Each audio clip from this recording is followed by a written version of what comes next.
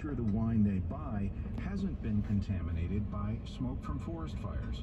It's a unique taste, tasting like cigar box, cedar, smoke, and or an ashtray.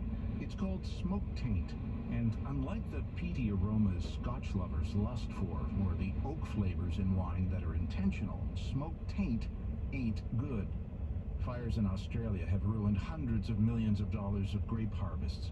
Growers in California's Napa Valley suffered nearly $500 million in losses last year.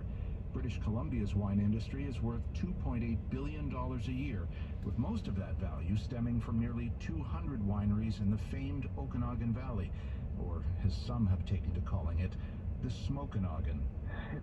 It's another thing. Ideally, we wouldn't have it, but at this stage, I'd say it's just a matter of adaptation and learning to work with it. For Ross Wise, the winemaker at Black Hills Estate Winery and chair for BC's Wine and Grape Council, that means finding ways to detect smoke taint. Testing labs serving the wine industry have never been busier, but preventing it from getting into the product is the goal. It doesn't take much smoke to ruin wine.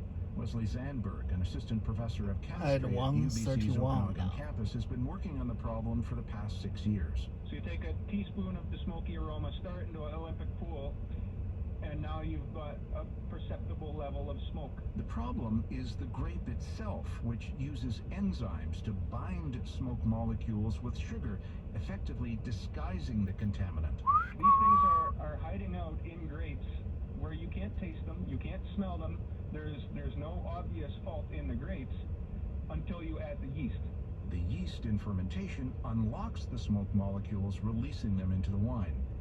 Shortening fermentation can help, but Zandberg wants to better understand how the smoke gets into the fruit in the first place.